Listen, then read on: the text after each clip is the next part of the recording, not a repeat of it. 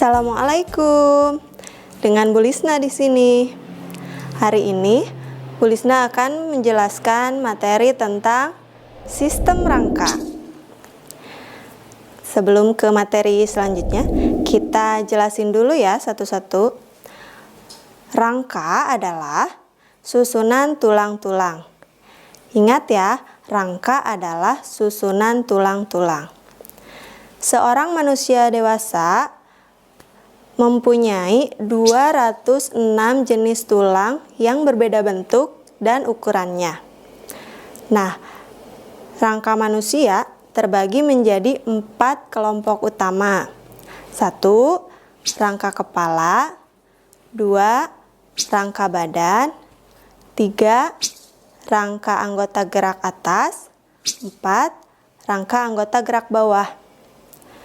Kita jelasin satu-satu. Mulai dari rangka kepala ya. Sudah siap?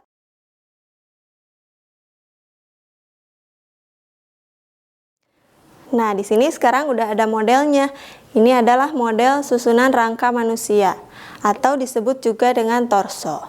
Sekarang kita jelasin dari rangka kepala dulu ya. Rangka kepala ada 2 bagian. 1 bagian muka, 2 bagian kepala belakang. Kita jelasin dari bagian muka dulu ya, ada tulang apa saja. 1. Tulang dahi. 2. Tulang hidung. 3. Tulang pipi. 4. Tulang rahang atas. Dan di sini ada tulang rahang bawah. Harusnya ini ada tulang rahang bawah, tapi karena rahang bawahnya hilang, jadi nanti kalian bisa cek di gambarnya ya untuk lebih jelasnya ya. Lanjut kita ke bagian kepala belakang. Kita putar dulu. Bagian kepala belakang ada ubun-ubun, tulang ubun-ubun. Terus ini ada tulang kepala belakang. Terus ada tulang pelipis. Ada tulang baji. Tulang baji itu yang di dalam mata. Dan tulang tapis itu yang di bagian hidung. Itu untuk bagian kepala belakang.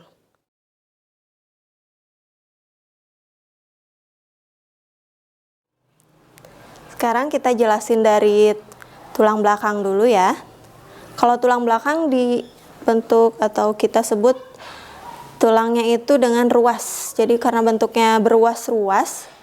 Ruas itu seperti jari-jari tangan kalian kan, ini beruas-ruas ya. Nah, ada perbatasan ini bagi-bagi. Nah, itu namanya ruas-ruas. Di tulang belakang itu bentuknya beruas-ruas. Kita mulai dari tulang leher dulu. Karena tulang belakang dibagi-bagi lagi kan. Ada tulang leher, ada 7 ruas. 1, 2, 3, 4, 5, 6, 7. Kemudian ada tulang punggung. Tulang punggung 12 ruas. 1, 2, 3, 4, 5, 6, 7, 8, 9, 10, 11, 12. Setelah tulang punggung ada tulang pinggang. Tulang pinggang ada 5. 1, 2, 3, 4, 5. Kemudian ada tulang kelangkang bersatu. Di sini ada 5 ruas juga. 1, 2, 3, 4, 5. Terakhir di sini ada tulang ekor 4 ruas.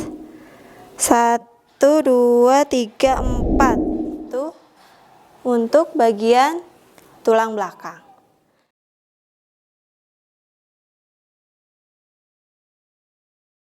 Selanjutnya kita ke masih bagian badan ya, tapi kelompok yang kedua yaitu tulang rusuk dan dada. Kita mulai dari tulang dada dulu. Ini tulang dada. Tulang dada ada 3 bagian. 1, ini tulang hulu. Yang tengah ini tulang badan. 3, yang ini tulang taju pedang. Dia meruncing ya, jadi namanya taju pedang mungkin karena tajam, meruncing seperti ujung pedang. Selanjutnya, tulang rusuk. Tulang rusuk berpasang-pasangan. Ini berpasang-pasangan. Jadi, jumlahnya juga berpasang-pasangan. Ini tulang rusuk sejati, ada 7 pasang. 1, 2, 3, 4, 5, 6, 7. Tulang rusuk sejati langsung nyambung ke tulang badan. Terus di bawahnya ada 3 pasang rusuk palsu. 1, 2, 3 ini rusuk palsu. Kalau rusuk palsu itu tidak langsung nyambung ke tulang dada ini. Kemudian di sini ada 2 pasang, namanya tulang rusuk melayang. Ada 2 pasang.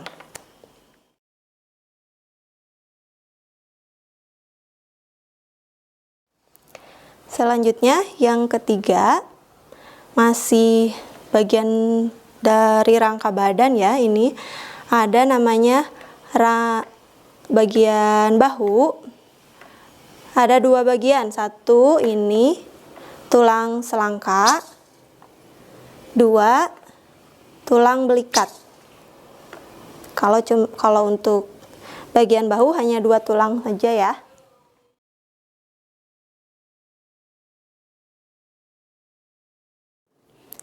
Bagian yang keempat dari kelompok rangka badan ada tulang gelang panggul. Ini dari sini sampai sini ada 3 jenis tulang. 1, 2 tulang usus. Kemudian ada 2 tulang duduk dan 2 tulang kemaluan di sini. Itu untuk bagian rangka badan.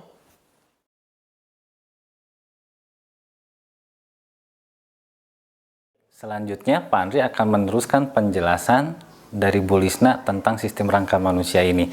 Tadi Bu Lisna sudah menjelaskan tentang rangka kepala, kemudian rangka badan. Nah, yang tersisa adalah rangka anggota gerak atas dan rangka anggota gerak bawah. Baik, yang ketiga ini disebut dengan rangka anggota gerak atas. Kita mengenalnya dengan tangan. Kita punya 2 tangan. Ya, ini harusnya ada 2 tangan. Nah, ini terdiri dari beberapa tulang. Anggota gerak atas atau tangan kita terdiri dari beberapa tulang. Yang pertama dari bahu nih, kalau kita lihat sampai ke sikut ya, ini disebut dengan tulang lengan atas. Tulang lengan atas, kemudian di bawah tulang lengan atas ada 2 tulang yang berdampingan. Yang pertama yang di belakang sini disebut dengan tulang pengumpil. Kemudian berikutnya di sampingnya adalah tulang hasta. Kemudian dari tulang pengumpil dan tulang hasta ini kita bisa ngelihat juga ada di sini ada tulang pergelangan tangan. Persis di pergelangan tangan, batasnya di sini sebelum telapak tangan ada tulang pergelangan tangan. Berikutnya di bagian sini kita bisa melihat ini adalah tulang telapak tangan. Dan setelah tulang telapak tangan baru nanti ada tulang jari-jari tangan. Ada 5. Jadi kalau kedua tangan kita berarti ada 10 jari-jari tangan. Itu yang kita sebut sebagai rangka anggota gerak atas atau tangan.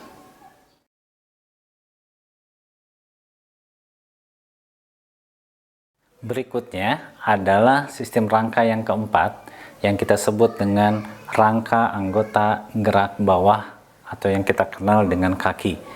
Kita punya 2 kaki dan kita bisa melihat susunan tulang-tulangnya sampai ke bawah ini seperti apa.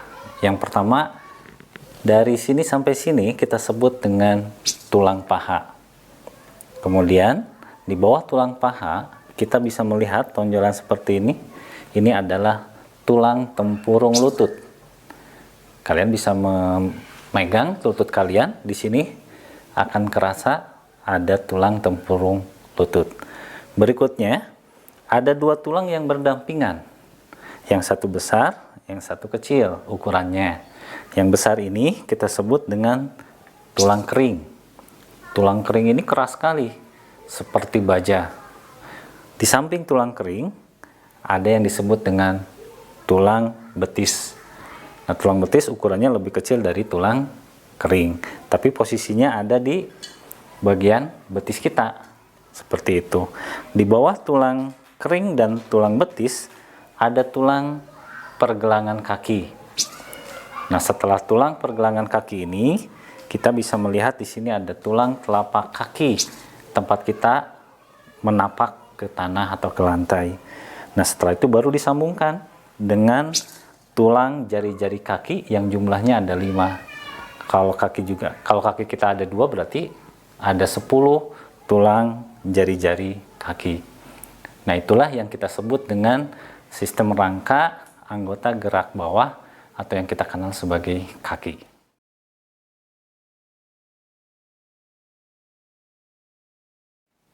Sekarang kalian bisa melihat bagaimana rangka dari mulai atas, dari kepala sampai ke anggota gerak bawah kaki itu saling terkait, saling sambung menyambung.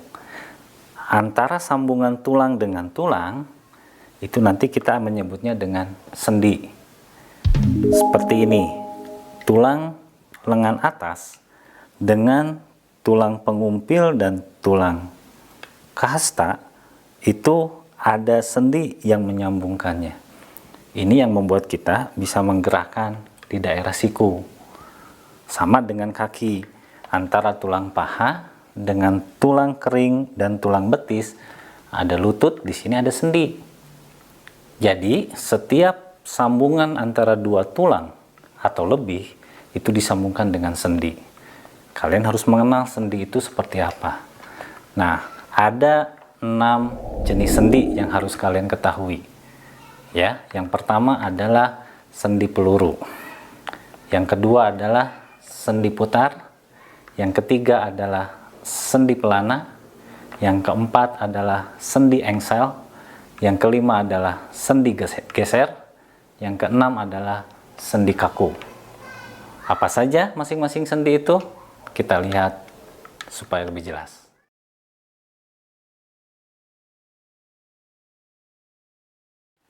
Sendi peluru.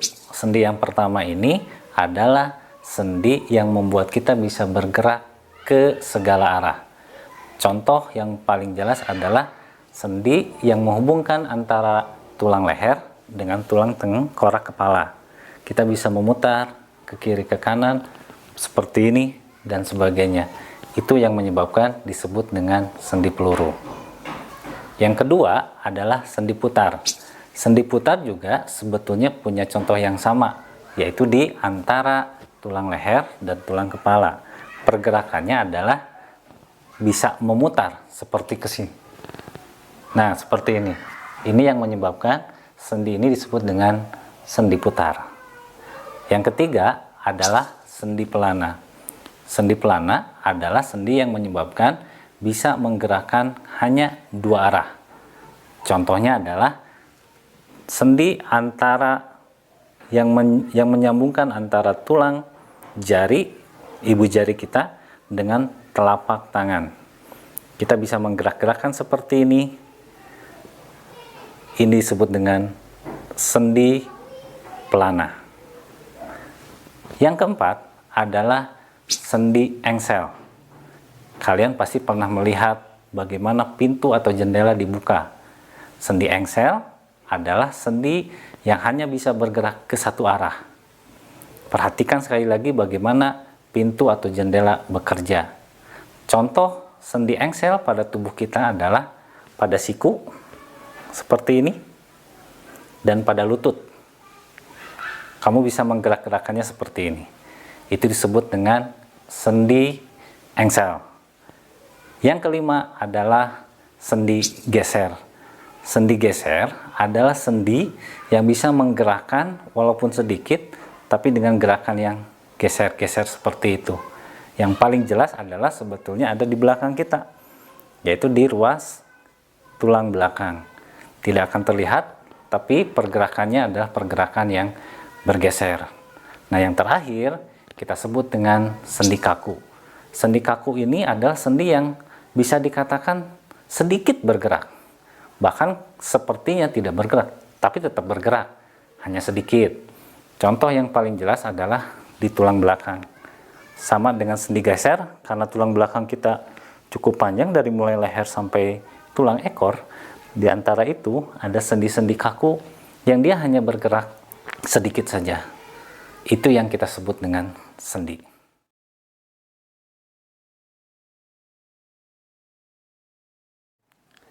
Nah, sekarang kalian sudah mengenal sistem rangka tubuh kita, yang terdiri di dalamnya ada tulang-tulang dan ada sendi. Nah, sekarang kalian pernah nggak bertanya, sebetulnya rangka itu fungsinya untuk apa sih? Nah, Pak Andri ingin menjelaskan fungsi rangka. Yang pertama, rangka itu berfungsi untuk membentuk tubuh. Kalian harus membayangkan, jika kita tidak punya rangka, maka kita tidak akan membentuk tubuh kita tuh seperti apa. Rangka ini memberikan bentuk seperti ini pada tubuh kita. Fungsi membentuk tubuh ini juga yang akan membedakan bagaimana bentuk makhluk-makhluk yang ada di bumi ini. Terutama misalnya manusia dan hewan, bisa terlihat bedanya. Nah, manusia seperti ini jelas membentuk seperti ini adalah bentuk yang sempurna. Fungsi yang kedua adalah melindungi organ-organ penting tubuh.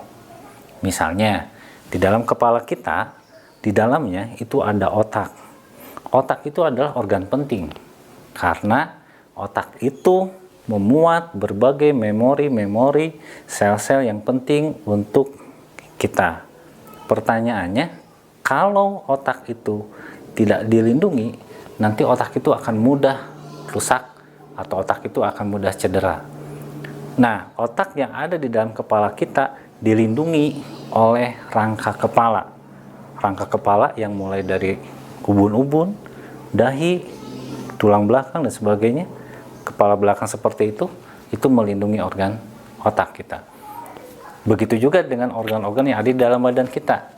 Misalnya jantung, paru-paru, usus, lambung, dan lain sebagainya. Itu ada di dalam. Bagian luar dari organ-organ penting itu kemudian dilindungi oleh rangka yang ada di rangka badan. Sehingga ketika ada benturan-benturan, itu tidak akan rusak atau akan terlindungi. Itu adalah fungsi yang kedua. Fungsi yang ketiga adalah menegakkan tubuh. Kita nggak akan bisa tegak seperti ini kalau tidak ada rangka. Apalagi kemudian misalnya yang paling penting dalam proses menegakkan tubuh ini adalah rangka tulang belakang seperti ini. Kalau tidak ada, maka kita akan jatuh atau mungkin seperti boneka yang lemah. Seperti itu. Nah, yang terakhir adalah membantu bergerak. Yang membuat kita bisa bergerak sebetulnya ada otot yang kita sebut dengan alat gerak aktif. Rangka atau tulang kita sebut dengan alat gerak pasif. Alat gerak pasif digerakkan oleh otot yang disebut dengan alat gerak aktif yang membuat kita bisa bergerak. Kita bisa main bola, kita bisa bermain, kita bisa melakukan aktivitas apapun, duduk, berlari, tidur, dan lain sebagainya. Itu karena kita punya rangka, punya tulang, punya sendi, dan juga nanti ada otot. Itu 4 fungsi rangka yang membantu dan membuat kita bisa bergerak, bisa melindungi organ penting, membentuk tubuh, kemudian bisa menegakkan tubuh, seperti itu. Ya, itu tadi yang sudah dijelaskan oleh Bu Lisna dan Pak Andri tentang materi sistem rangka. Jadi hari ini kalian belajar tentang susunan rangka, sendi, dan fungsi rangka. Sampai bertemu di materi selanjutnya. Wassalamualaikum.